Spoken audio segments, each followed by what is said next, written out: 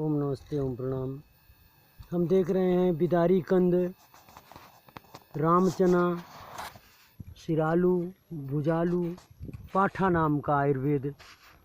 ये दो प्रकार का कंद होता है। रामचना में एक पीला कंद इसके गूदा निकलता है, एक में सफ़ेद गूदा निकलता है। ये पीले गूदे का पाठा बिदारी कंद है।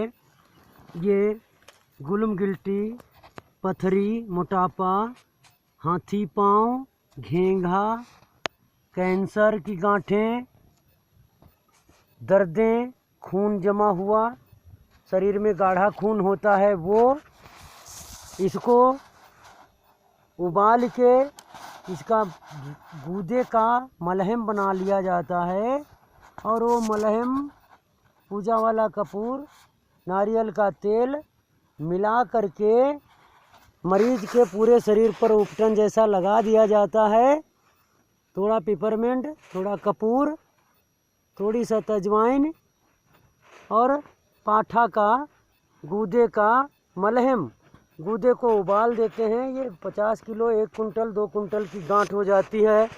इस गांठ को छोटे छोटे टुकड़े काट करके सुखा देते हैं और उसका चूर्ण बनाते हैं, तो बिदारी कंद का चूर्ण कहलाता है। घरेलू उपयोगों में ऐसी गांठें पहाड़ों में सर्वत्र रूप से पाई जाती हैं।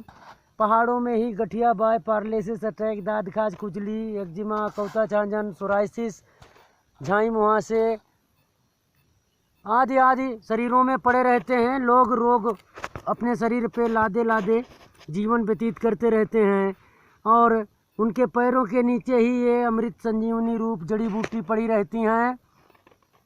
बुजुर्गों के प्रायोगिक अनुभवों को उजागर करके, हिम्मत करके अपने गांव घर की चीज़ों को प्रयोग करें। ये खाने से आदमी मरता नहीं है, बशर्ते इनको सुखा के शुद्ध करना होता है। ये बिदारी कंद की जड़ है। इसको उबलते पानी में निकाल के, उबाल के, बड़े बड़े पीस करके उबाल के और फिर धूप में सुखा देते हैं और उसका कूट के चूर्ण बनाते हैं। बिदारी कंद का चूर्ण कहलाता है। जो दुनिया के प्रसूति बुखारों में, कमजोरी में, प्रसव काल में और टाइफाइड बुखार में, प्रसूति बुखार में, पुराने से पुराने चौकिया और साप्ताहिक बुखार में ये प्रयोग कराया जाता है।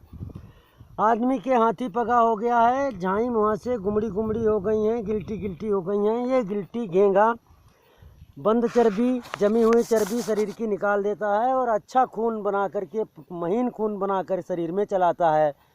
गांव घर की चीज़ों को इंसान इग्नोर करता, उसे नज़रअंदाज करता और लुटेरों के पास लूटता रहता है।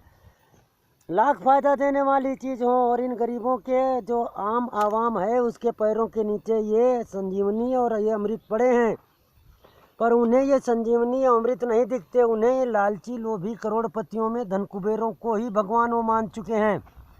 जो कथावाचक हैं, व्यास मंचक हैं, ये पूरी दुनिया को लूट चुके हैं। ये नंबर 1 के वो अंग्रेज हैं जो गरीबी की मानवता को सम्मान कभी नहीं देने वाले और न गरीबी की मानवता के इर्द गिर्द होने वाली संजीवनी और अमृत तुल्य आयुर्वेदों का प्रसारण देने वाले हैं, न सुझाव देने वाले हैं।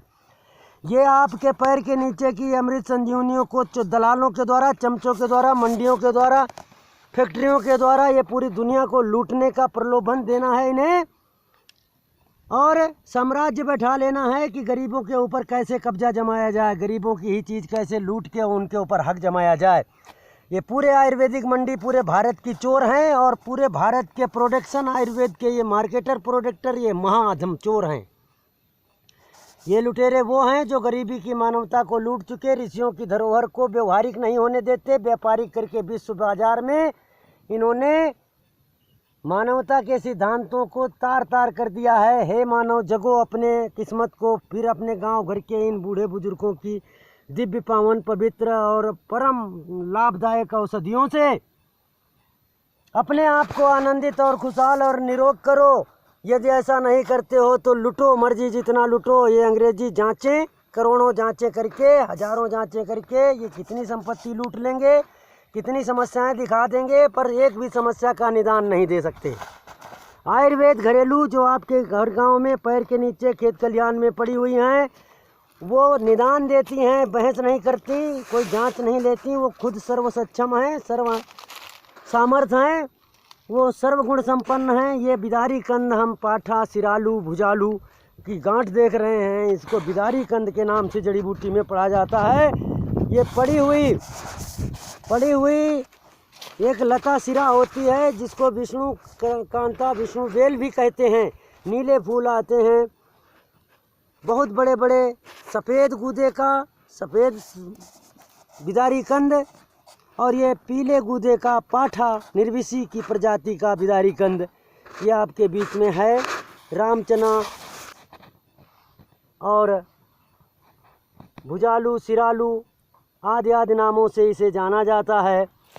यदि आप घरेलू प्रयोगों में इसको लीजिए, 1-2 किलो 4 किलो लेकर उबालिए बड़े बड़े टुकड़े करके। जब उबल जाएंगे शकरकंद जैसे, उसको फोड़ के पेस्ट बना दीजिए।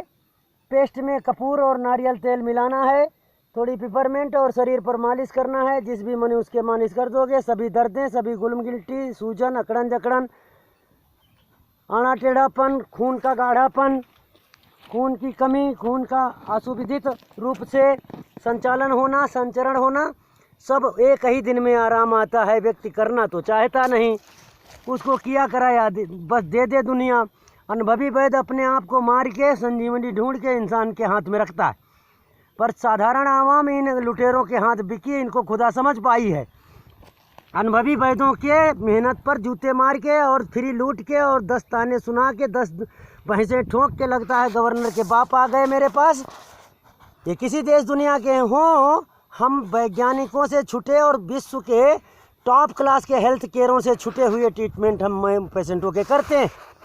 हमारे पास आने के बाद या तो मरीज मरी ही जाता है, या तो सभी मर जाती हैं। नकसी के एक भी मर्ज नहीं रहती, संपूर्ण काया निरोग हो जाती है, या फिर शरीर ही पूरा हो जाता है गायब।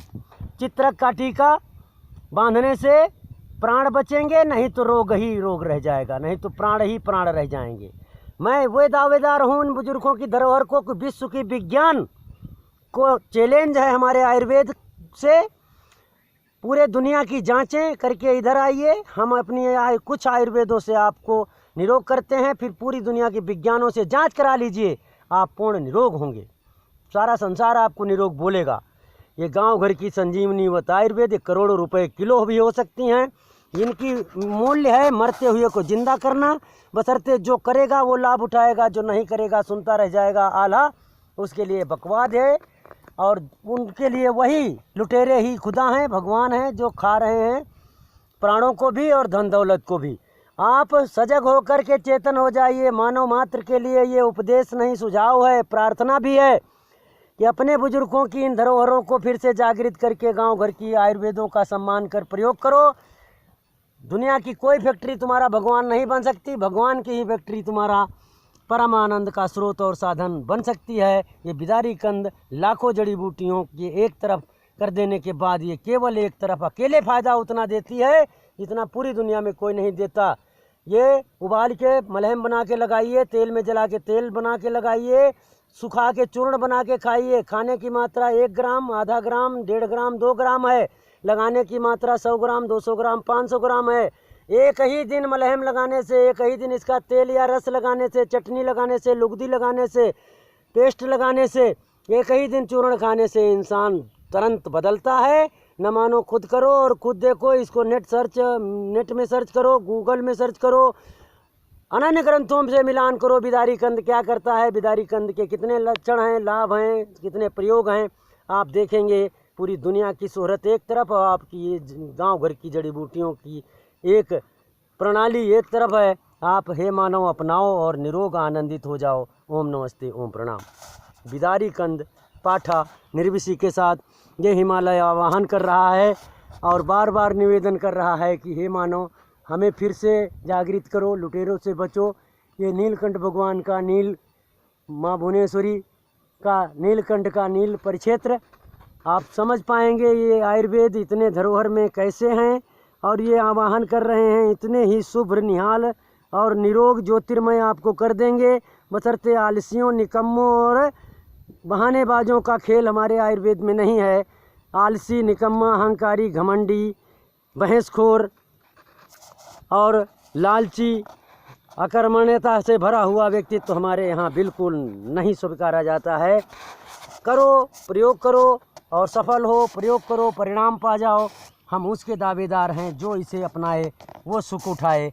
बाकी आप आला सुन के शांत हो जाओ। ओम नमस्ते ओम प्रणाम। बिदारी की सुगंध के साथ।